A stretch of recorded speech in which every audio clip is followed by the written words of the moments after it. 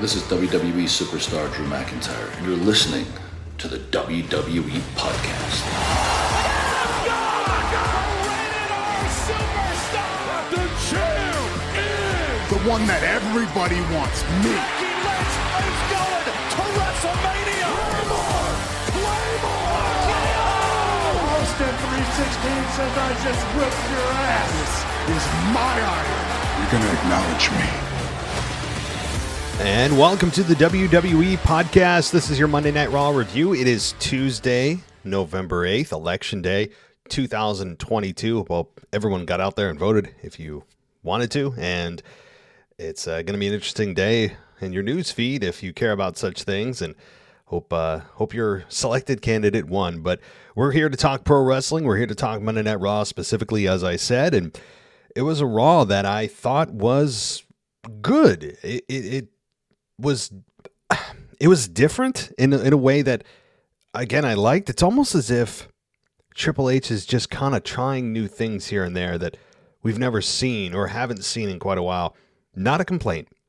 And when you have a championship like the Universal WWE Universal Heavyweight Undisputed European Championship around the waist of Roman Reigns for the last 18 years, you need to elevate the championships you do have that are actually going to be there on a weekly basis. And the United States Championship took front and center on Monday Night Raw with a newly turned, but kind of a sleight of hand, babyface turn for Seth Rollins. And I have no problem with this, at least in the way that he's being presented now.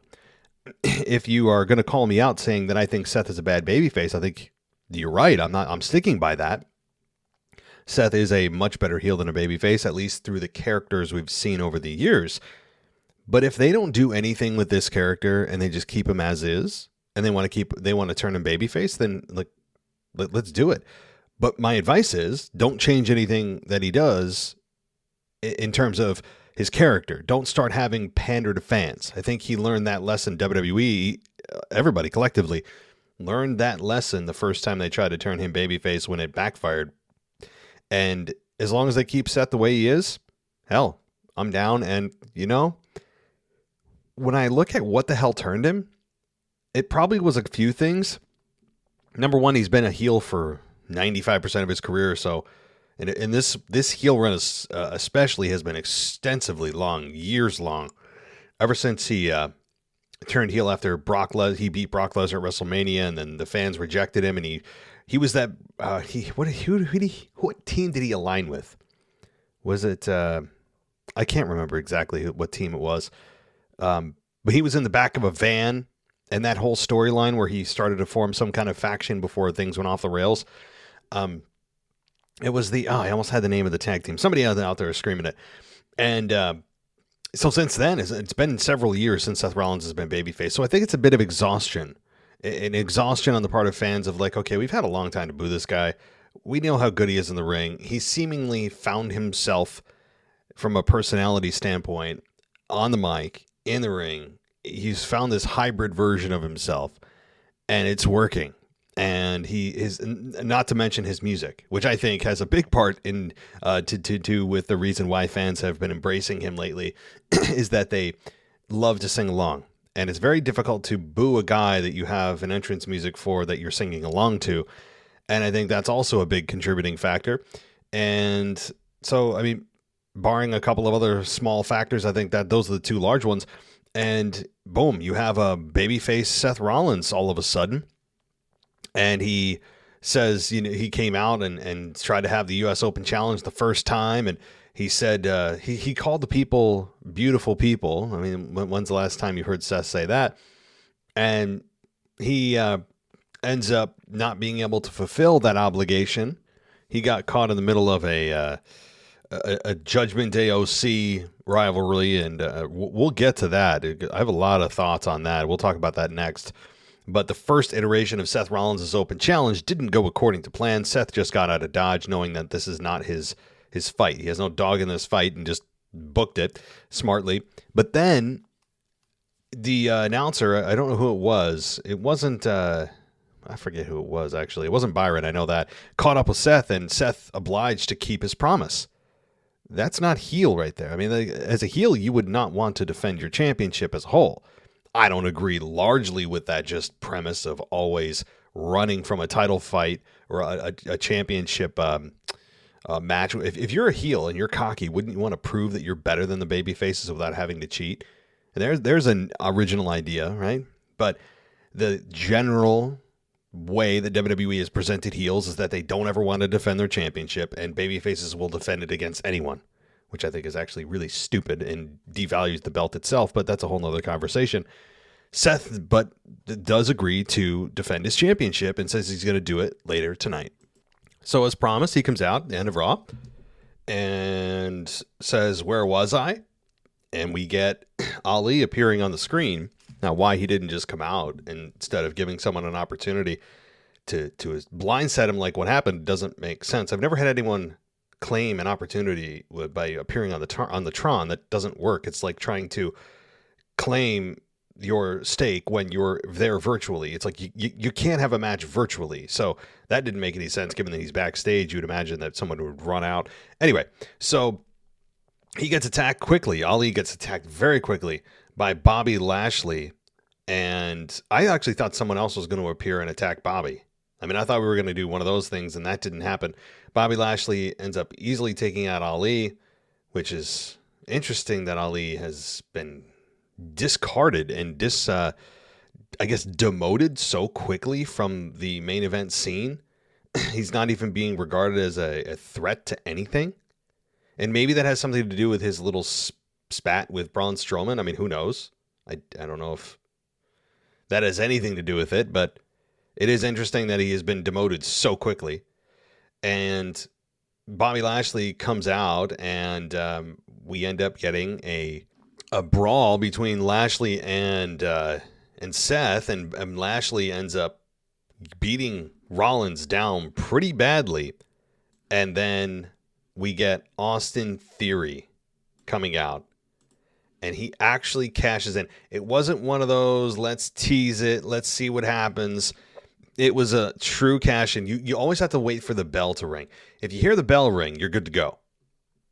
And we heard the bell ring, and that solidified the fact that we are no longer having to hear about Austin Theory as Mr. Money in the Bank, the youngest Money in the Bank briefcase holder in WWE history. We don't have to hear that anymore. That's good. A failed cash-in. It's fine with me. I'm surprised it was a failed cash-in, to be honest. And I also am glad they didn't have him cash in on the top champion, Roman Reigns. Smart by WWE. And it also told you that maybe this is the first time ever, I believe, that someone cashed in on a championship that is not their quote-unquote top belt. I think that is the first time. I can't remember another instance of that. I mean, we've seen failed cash-ins before, most notably Baron Corbin had a failed cash-in a few years ago. So it's not the first failed cash-in by any stretch. But I think it's the first one that had to do with a lesser quote-unquote championship. And I didn't hate it. I like it, and we can move on. Austin Theory is no longer looming over the Undisputed Universal Championship scene. He's no longer that kind of dark horse outside threat that you wonder if it's going to happen or not. It's gone. It's finally gone. So that's a good thing if you were concerned about that. But there were some heel tendencies here with Lashley and Theory, rather Lashley himself personally. Lashley ends up slamming Seth Rollins through a table and off the ring post a few times, and that's when Theory came out to capitalize. And Theory, I actually thought was going to win it, and to Seth Rollins' credit, he hung in there, and they put on a quick but effective match that you were wondering, oh, this has got to be it for Seth. This has got to be it for Seth. He just got pedigreed. He just got A-Town downed, right? Nope. He didn't get the loss, and Seth Rollins retains the championship, and I think that's a good thing. Seth Rollins, especially if you're going to continue to showcase him as a babyface, I think it's a good thing because it showed he's got guts, toughness, resilience, all those overused qualities that the announcers like to spin for babyfaces, and it's true. I mean, Seth Rollins, at this point in his career. I'm glad he's a champion. If you're a Seth Rollins fan, you can at least hang your hat on, well, it's not Roman's belt, but it's at least a belt. And it's a belt that has, over the last 6 months, regained a lot of its value that was lost. And a lot of that has to do with Triple H and his refocusing on those belts and making it feel like the top belt on Raw, because it is. And Seth Rollins holding it is not a bad thing. Now, when you look forward to War Games, you would imagine that if they are not involved, that these three men are not involved in the War Games match itself, that they will have a triple threat for the United States Championship. I don't know if they're going to be involved. We will see, but there is a triangle, a little bit of a love triangle forming between Rollins, Theory, and Lashley. So, I mean, that to me is awesome, because you look at the talent here. Rollins, Theory, and Lashley. You know, this could be, when it does happen, if it happens at War Games, if it happens maybe on a Monday Night Raw, because don't forget, they have a lot of time to kill between Survivor Series, War Games, and Rumble. Like, I feel like I got to look at the actual number of weeks. It's, you know what? Hold on, let me look it up while I'm talking. So instead of just guessing, I'm going to say Royal Rumble 2023. It is on, oh my God, January 28th, 2023. You know when Survivor Series is? November 26th. 2 months. 2 months that WWE has to work with. If they don't just randomly slide a December pay-per-view in there, they've got 8 weeks of television to run. So you know they're going to have big matches in between Survivor Series and Rumble. They have to. And yeah, it'll be on free TV, but they got to continue moving storylines forward, and they'll maybe have kind of a de facto little pay-per-view that won't be actually labeled a pay-per-view for Monday Night Raw and SmackDown, where they just, for a week or two, pump out big matches that would have otherwise happened at a December pay-per-view. We'll see. But this triple threat will happen if it's on a Monday Night Raw, or if it is somehow at War Games, although I have a feeling all three might be involved in the War Games match itself. But there was a War Games match that was set for Survivor Series, and that ended up being the women who set that up. And it was Damage Control, and it was Nikki Cross aligning herself with Damage Control, but also it was Alexa Bliss, Asuka, and Bianca Belair who aligned themselves together, as they have been, who challenged them to a War Games match. And that sounds like fun to me. Now, you would imagine that there's going to be a 5-on-5 here, so I don't know who those additional opponents and teammates will be to round out the 5-on-5, but you can rest assured that we'll probably get a 5-on-5 for the women, and there should be a women's War Games match. I have no problem with that at all. There was a 24/7 championship match that Nikki Cross defeated Dana Brooke to win the belt. So there's that. But Nikki Cross winning the 24/7 title, while I'm not ecstatic about the 24/7 title still being in existence, the fact that there is some kind of gold around the waist of Nikki Cross, who is newly turned heel, newly reborn, even if the value of that championship is probably less than what I could buy on WWEshop.com, at least there's gold, and the visual of it is nice. And while Nikki hasn't talked at all, which is surprising too, like why have we not heard from Nikki Cross? She's a good promo when she wants to be. She's not blow away, but she's definitely more than capable of talking on a microphone. So I don't know how we haven't got any explanation from Nikki yet as to what her mission is, who she's targeting. Is there a strategy to who she's targeting, or is it just at random? Is it some kind of vendetta tour of people that have wronged her in the past? We haven't gotten any of that yet. And, I hope we do. I hope it's just not, well, it's just crazy Nikki being crazy Nikki again. Well, no. I'm not in elementary school, okay? I can handle a little bit more depth in a story than that. But, that's actually been a bit of a complaint for me with a couple of storylines, including Brock and Lashley, that gave us no story. But, all right. So, let's see what else happened here. The other big thing, let me talk about that next. This promo, the promo that happened between the New Day and the Usos was really good. And when the New Day, as much as you guys know, I despise everything they stand for, how they act, all that. When they want to cut a serious promo, especially Woods, they can do it. And that is much more of a New Day I could get on board with if they showed more of it instead of 98% of the time acting like middle school children and thinking it's still funny. But what they showed here was passion. They brought some truth out into it. They showed some emotion instead of just making inside jokes that we're all kind of half supposed to get, half not. They showed some emotion, and Woods talking about his past and how it feels to sit in catering and scratch and claw to get where you are, and that you're a first generation superstar and proud of it, and that you had to get attention on YouTube to get people at work to pay attention to you. I think there's definitely some truth in that, and I had no problem with that. It actually engaged me the entire time. The same with the Usos, who fired back.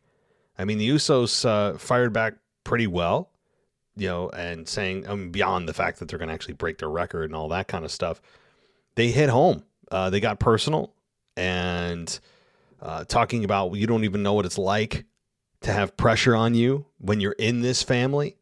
Yeah, we're second generation stars, but being a part of this family is, more pressure than anyone can handle. The expectations, I mean, it was great.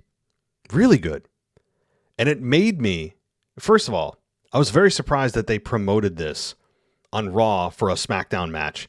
Again, further cementing the fact there is zero brand split, but that's fine. Because to me, it was extremely effective, and it made me care much more about this match on SmackDown than I otherwise would have. Now, we all know that the Usos are heavy favorites to win this, and they should be. They better win this. If you're telling me you're going to preserve a New Day championship run at the expense of the Usos, who are on a legendary run with a group that is going to be looked back on as, I think, in the same light as Legacy, as Evolution, right? Maybe not DX. DX was transformative. It was generation. Once in a generation. DX is a different deal, but I mean, they're no Heart Foundation or anything. But I put them at the level of a Legacy or an Evolution. I would. And I think that when we look back, we'll look back on this and be like, wow. So you can't tell me that right now there's a bigger and better and more convincing argument for the New Day to keep their record intact at the expense of the Usos being the number one longest reigning tag team champions in WWE history. I mean, while this isn't the most prestigious title to carry, by title I mean breaking the record, it does add a nice little line to their resume that they can say they are the longest reigning tag team. They have to beat the New Day. For God's sakes, we don't need another New Day title run. See, that's the thing too, is like New Day have more than stayed their welcome. Beyond what I think about them from a personal perspective, I don't even care if I love this team. The fact that they've held the belt so much and held it what it seemed like for 8 years straight, it has really just saturated my interest at all for seeing them with the championship ever again. They could go 10 years without a tag team championship, and it'd be too soon. So for me, the New Day being tag team champions does nothing for the belt, does nothing for the team, other than to say they're 12-time tag team champions, whatever it is. It does nothing. It helps no one. But this promo they did on Raw was surprisingly good, and I think it made people care much more about the match that they may not have otherwise tuned in specifically to see on Friday. And it made you have some interest. Both showed some real elements here. It was great. I loved it. The one thing I didn't love, and I'm not talking about the New Day here, was Riddle, who continues his slide here. And he interrupted Elias a few weeks back that was not meant to be in any way heel-driven, But the crowd reacted like, dude, what are you out here for? We want to hear what Elias has. I think he was trying to sing a song, and he's the one that interrupted Elias and tried to make friends with him. And the crowd's like, dude, get out of here, right? Then he does it this time in a serious segment that was going over awesomely. And you have Riddle come out and making more references that he's a pothead, right? That he's just chill, dude. Like, we got it the first 20 times that WWE made a joke about it. And so he brought out actual bongs, not the ones you smoke, but the ones you play. And he was asking if anyone wants to hit his bong. And the crowd kind of played along with this, especially when Jimmy hit it. But other than that, it was kind of pouring a cold water on a hot segment. You don't need comedy there. Riddle feels like a lost little puppy right now. I mean, after Seth Rollins, he feels like a lost puppy. And they're just shoving him in to matches, shoving him in randomly to programs because they don't know what the hell to do with him right now. And honestly, this is the Riddle I don't like, and the one that actually makes me remember when he was obnoxious and really, to me, just almost unwatchable before he met Randy Orton. I remember saying it. Like, he is just completely unbearable. And then he met Randy, and the rest is history there. But he feels like he's going and coming full circle now, where it's he's adopting Randy Orton's mannerisms in the ring, which can only take you so far, and I think is not going to be a great thing to keep doing. And he also is just trying to make people laugh again. He's kind of that fun-loving dude. And by the way, why is he trying to make the Usos laugh and play along with him on his bongs? Isn't he the one that took out his best friend Randy Orton? Aren't they a part of that same group that took out his best friend, and all of a sudden he's out there wanting to play bongs with him? Lot to scratch your head at. It was a bad... It probably sounded good on paper. Like when you're coming up with this in production meetings and stuff, you're like, yeah, then he'll come out and have these bongs and we'll make references to smoking pot. Isn't that funny? It's almost as if Vince somehow was interjected into this, and they asked Vince's opinion, and Vince is like, I got some great for you, right? It's kind of what it felt like, and it looked like with Riddle anyway. The more serious Riddle, the driven Riddle, the more emotional Riddle is the Riddle I love. In the ring, we always knew he had it. In the ring, Riddle is, the top 5 in-ring wrestlers anyway. Not stars power-wise, but just in-ring ability and cardio, no doubt. But from a personality, character perspective, he's starting downhill. And you hear the reaction. I mean, listen to the reaction from Riddle. It's not good. It's not booing. It's just kind of like, oh, hey, great to see you, right? That stutter was intentional, by the way. I'm not having a stroke. But that's how it was. The fans were like, oh, cool, great to see you, man. Why are you here right now? He's just misplaced right now. Again, lost. So, again, it's not a huge deal, but something to keep an eye on. No doubt about it. All right, let's move on. Baron Corbin defeats Cedric Alexander after hitting at End of Days, and JBL was there again. So JBL, it seems to be now, this is more than enough of a sample size to show and tell us that he will probably be there more often than not. The question is going to become, if it starts to really fail and it's not taking with the crowd, which it doesn't seem to be outside of people booing JBL, people are just mildly disinterested in Corbin. Again, boring Baron is what I feel like he is right now. And even with JBL, to me, it's just not transferring right. Okay, he beat Cedric Alexander. Who hasn't? And it's just the heat isn't transferring the way it should. If JBL was an actual in-ring wrestler and he was still performing today, wrestling today, God, I gotta get the performing thing out of my mouth. If he was still wrestling today, he would be, I think, a top heel. He's just so good on the mic. So, but the key is to get it on Corbin. Corbin's the one actually competing on a weekly basis. And then so far it's been, hasn't been a total flop, but I'm having doubts as to this whole formula they put together. But I'm still here for it. Let's see it play out. Otis takes out Elias. So Otis actually gets a victory after hitting a falling power slam. Otis did beat Elias, and in what was a fairly quick match and not exactly a a technical wrestler's dream, but it shouldn't have been. But Otis gets a victory for probably the first time in, I don't even know the last time Otis got a victory, much less his tag team, Alpha Academy, right? I don't even know the last time that anybody related to that group got a victory. So this is a good sign. Not if you're an Elias fan, though. Austin Theory did take out Shelton Benjamin. So that was a thing. He did get a victory on Raw. He hit his finish. And Shelton also, who's just there to take falls, part of the formerly disbanded group of the Hurt Business, Cedric and Shelton, both take victories. Both are essentially just the in-house enhancement talent. And I don't really have much to say about it. I mean, it's what I would have loved to have seen is Shelton Benjamin in his prime, absolute prime against Theory. That would be a match to behold. Shelton is still, for his age and in his 40s, still in that shape, doing what he can still do is impressive. But just like Father Time gets us all and is undefeated, it unfortunately has taken a step or two away from Shelton. No fault of his own, but it's just something I've thought about. I'm like, imagine this match like 15 years ago. All right. Now we get The Miz and Johnny Gargano in a surprisingly long match.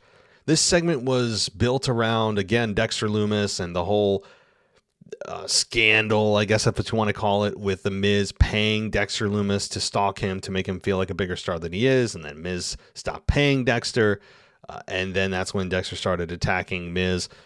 And then Johnny Gargano came out after Miz denied all that and said that he has even further proof and that he had a private investigator who doubled as a movie producer or something record the Miz saying explicitly that this is true, that everything Johnny Gargano was saying is true. So interesting, though, that Gargano brought out a universal remote. What? Are people still using these things? I don't know. I mean, probably. But I think as streaming starts to take over with Apple TVs, Roku, Fire Stick, I don't use a universal remote. I mean, I don't. But maybe I'm just... I don't know, maybe I'm out of touch, but I didn't think universal remote. I expected him to pull out a VCR. It felt like he was going to take a VHS tape and be like, "Hey, Miz, look what I've got." Right? The universal remote, I feel like it's outdated, is it not? Or at least on the way out. So when he did that, and I'm looking at it, he timed the button pressing pretty nice, where it looked like he was actually fast forwarding and things. I'm not going to crap on him about it. This it is what it is, and it worked for what the purpose of it was intended for. But it was weird to see somebody bring a universal remote out. I don't know. But this ended in a match between Miz and Gargano that, again, was surprisingly long. I thought it was okay. It didn't... I don't think it helped or hurt anyone. Fans were kind of indifferent about it because I don't think they know how to feel about it. On one hand, you have Johnny Wrestling, who we all know how good he is in the ring, or at least if you haven't, check out his work. And The Miz, who's just frozen in time somehow with his look, his gear, his entrance music, his promos, and his youth. He's found the cryogenic chamber or the fountain of youth somewhere, and he's just frozen in time. But I don't know how the fans feel about this. Miz ends up getting the victory here, and it's because The Miz pretended to get pulled under the ring, told the referee that somebody's under the ring, and then he hit Gargano with it was like a piece of ring equipment, some metal piece of ring equipment that holds the ropes together. And that caused the victory or the loss rather for Gargano. So this program is not over, and it put a little heat on The Miz. And this match it felt like it went 25 minutes. Probably only was like 15 or 20 at the most, but it was okay. I didn't hate it. And Dexter Lumis did end up hitting The Miz as he got the victory, though, walking up the ramp in the back with a chair, and then sat in the chair and stared at The Miz as security chased Dexter Lumis from ringside. So Dexter Lumis doesn't say anything again. I don't know if the fans are invested in this anymore. It feels like fans have kind of checked out. and they're ready for a conclusion so that everyone can move on. That's what it feels like to me. I don't think fans are going to turn on this per se and start booing everything they do, but it's gone from, oh, this is a fun little segment, to, oh, this is still going on? Can we conclude it? I mean, the next step is, this is BS, we're gonna boo it. That is the next step. We're not quite there, but I think The Miz and Dexter Lumis and Gargano need to wrap this up, and they need to do it in short order. Like, Survivor Series has to be it for this little trio of trouble, or I don't know what come up with that. But whatever this is, needs to end. That's all. That's all. It wasn't meant to be a long-term story, I don't think. So, yeah, so that wrap everything up. I feel like I went way too fast on this. Bayley was in, I was trying to think of what happened with Bayley on Raw, and she was just a part of the brawl with Nikki and or Alexa Bliss and Asuka. Asuka and Io Sky, or Dakota Kai rather, had a hilarious little screaming match back and forth that the fans are just saying, huh? Now that would be an appropriate time to do the what chants. I gotta say, when you're not speaking native tongue and you know that most of your audience doesn't understand what the hell you're saying, the what chants are warranted. So they missed an opportunity where it was actually warranted. The very few times that it actually felt like it deserved the what chant, they didn't give it to him. But it was actually pretty funny because Dakota Kai ended up saying, BITCH. And that's where things broke down. I mean, like, we didn't understand anything, and then all of a sudden she says B word, right? And that's the crowd pop for that. Brawl breaks out, and then we're off to the races. So overall, solid segment there. Oh, that's the one thing I want to talk about. The OC. I missed it. How did I miss that part of it? Yeah, so the OC ends up in a brawl.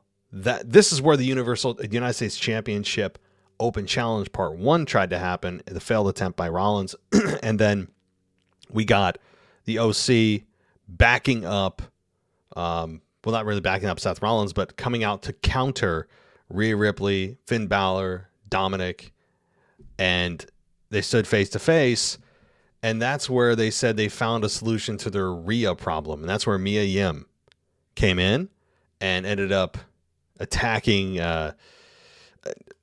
Rhea Ripley, which was fun. So I do like a female in that OC group. It just added new life to that group. A group that is, outside of AJ Styles, kind of bland. If you didn't follow them in New Japan, don't really understand the connection or why they're there or what they're about. Carl Anderson and Luke Gallows are, don't say a whole lot. They're just kind of these mindless, at least that's how WWE has presented them, kind of these mindless followers of AJ. But Mia Yim injected into this is, I think, a little bit of a breath of fresh air. It adds a new wrinkle to this program, and why they said explicitly that they found someone that can take care of their Rhea problem just tells you that they will never ever have a man retaliate against a woman, which you guys know my thoughts on that. Ridiculous, preposterous, but they have sponsors that they need to keep, and there's money on the line, and you don't want advocacy groups starting to come after you, even though it's pro wrestling, it's not real. But hey, you can't even joke about that stuff anymore, and I think it's preposterous because that's essentially telling you that because you're a woman, you can just do whatever you want, which is a bunch of nonsense. Men shouldn't be able to say that. Women shouldn't be. Nobody should be able to say that. But I don't like it. I have to live with it. They're going to have to find a female to counter Rhea, and eventually they will get to Beth Phoenix. Beth Phoenix is on her way back. I'd imagine it's at Survivor Series to take out Rhea Ripley and get a piece of revenge. The hair that Rhea Ripley's wearing is a great little reminder of, it's almost like a trophy. It's almost like she's carrying a symbolic trophy of taking out Beth Phoenix. So it's fun. It is just a reminder that you're gonna get it. You're gonna get Rhea and Beth Phoenix. After that, I actually think Rhea Ripley is probably going to become women's champion by WrestleMania or at WrestleMania. Like, Rhea Ripley is due to be champion. And Rhea Ripley and Bianca Belair, that matchup is going to be, as the kids say, lit. So, God, I feel weird even saying. When I try to follow the lingo now, I feel so old. It's kind of like the realization. It's like the symbolic realization of when you're starting to get old and you go to the bars that you used to go to when you were like 15 years younger, and you realize you're that old person that you used to stare at and make fun of why are they still here? Yeah, it's kind of like that. So, all right. Well, anyway, Mia Yim is there, and I like it, and she's the latest of the Triple H hires. Rehires, I should say. But, all right. Well, I'm going to look up one more thing. Whenever I have a little bit of extra time and I kind of rocket through Raw faster than I thought I would, I want to talk about some news coming out. This is from Wrestling Inc., and this is about a backstage update and a possible John Cena match at WrestleMania 39. And this is from... Hold on. Let me read the article. John Cena has not worked a match in the entirety of 2022, with his last televised ring match taking place at SummerSlam 21. He was beaten by Reigns. However, he could be making his way back to the ring. As the insider Twitter account WrestleVotes revealed to Give Me Sport, quote, Cena should be there and Cena should be wrestling. I know he touches base every so often, and although Vince is out of the picture, Cena still has a love for this place. Cena and Triple H have a respect for each other. So, yeah, this has to happen. Now, against who? I don't know. Austin Theory was a top candidate for a while. That seems to be far-fetched now. Who does John Cena go against? There's, to me, several candidates that are out there. Seth Rollins is one. I think, dare I say, Stone Cold Steve Austin. That sounds like a video game type of match. But after Austin cracked the can, I guess pun intended, of coming back to the ring, and he felt good after his quote unquote match. I shouldn't put it in quotes. It was a match with Kevin Owens at WrestleMania 38 this past year, and he said he felt good. I think that probably planted a seed in his mind of like, hey, if I actually got time to get in shape and, shred myself down to what I want to look like and prepare myself, why not? Stone Cold versus John Cena, Stone Cold versus Brock as one-off? Hell, yes. Really? Think about it. I'm not saying it's going to happen. I'm not trying to start rumors. I'm just thinking inside the realm of possibility. So I think that's a small possibility. You could have Brock versus John Cena. We've seen that before, yes, but it's been some time. I mean, to me, John Cena, though, would probably want to put over younger talent. You'd imagine that's what he'd want to do, instead of just doing these one-offs where the two legendary wrestlers, like if it's Stone Cold or Brock Lesnar or whoever, they don't really gain anything from it other than just it's one-off, right? Because both guys are there part-time. It's not going to help move the company forward from a younger talent perspective, So there is that, but also the bright side is you get a bigger match with bigger stars. So there's arguments to be made on both sides. I do believe, and I agree with WrestleVotes here, I think John Cena will be at WrestleMania. Again, his opponent is up for debate. I gave you a couple names among others that could definitely be there. I don't think Roman Reigns is in the cards for Cena. But it's fun. It's fun to speculate, and I absolutely believe that he will be there in a wrestling capacity. I think there's just no way about it. And because Father Time also will eventually come for him. All right. So what else is happening in the world of wrestling that's... let's see. Oh, Austin Theory, his Money in the Bank cash-in wasn't listed internally. Interesting. That's according to Fightful, Theory's call to cash in was not listed internally for the night's show, perhaps to keep it from coming out and spoiling the surprise. That wasn't the only thing not listed either. Nikki Cross versus Dana Brooke was not listed as a 24/7 championship match, but Cross would defeat Brooke for the belt. And so... And wait a minute, but she dumped the gold in a trash can of backstage, sort of. Okay, so I missed that part. I must have missed that. That wasn't on Hulu. I thought I caught everything. So if Cross did dump the gold, that championship, in a trash can, That would be a great way to end the championship. That's where it belongs right now. That's how much it's worth. Okay? That's how much that championship is worth. Whatever's in the garbage. Because that's what they've dumbed it down to. All right. What else? I'm trying to find out if there's any other big news coming out here. I don't think so. I think that pretty much is it. I haven't heard anything about Randy Orton. People keep asking me. I've heard nothing about Randy Orton.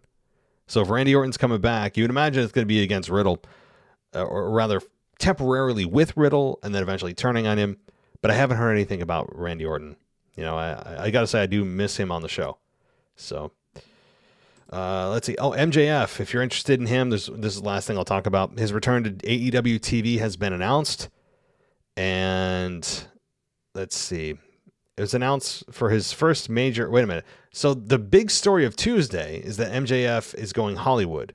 The Salt of the Earth was announced for his first major movie role. He's being cast as Lance Von Erich, the kayfabe Von Erich brother, in the upcoming biopic of the famous wrestling family, the Iron Claw. At the end of the day, MJF is still a wrestler, and wrestling fans can look forward to seeing him wrestling on this week's show. All right. Well, there you go. MJF will be on AEW Dynamite tomorrow, or rather tonight, depending on when you're listening to this review. So that'll be a good thing. And MJF is, man, oh man, can we please bring him to WWE?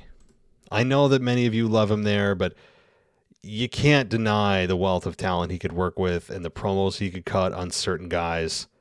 Ooh.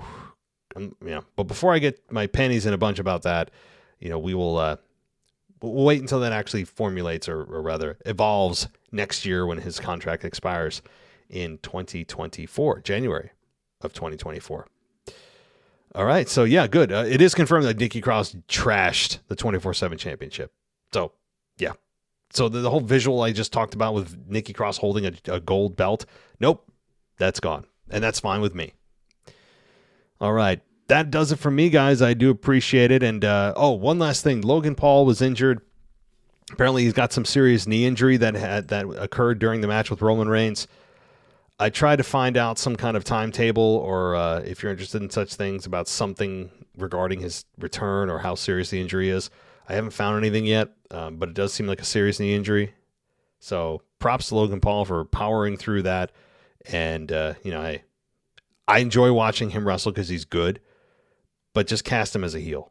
That's all. That's all I ask. And get him out of the championship picture for now. Yeah. How about those? You guys are like, WWE's my genie, right? I get 3 wishes. Not so much. All right. Thanks, everybody, for listening. I appreciate it. I will be back tomorrow with the mailbag. Thursday. And by the way, guys, sometimes I know I don't put the mailbag out until Thursday, but give me your questions in case I do it on Wednesday. I know I've had some people submit late Wednesday night, or Thursday morning, and it's too late. So send it to me by midday. I'd say like midday, 3 p.m., 4 p.m., 5 p.m. Eastern Standard Time on Wednesday. And I'll get your questions in and I'll be able to answer them. So, all right, everybody. Thanks so much for listening. Hope you're doing well. And I will talk to you next time. Thanks for listening to the WWE Podcast. Don't forget to subscribe on your favorite podcast app so you don't miss a show, or head to WWEpodcast.com. And for all of these shows ad-free, head over to patreon.com/WWE Podcast. Until then, we'll see you next time.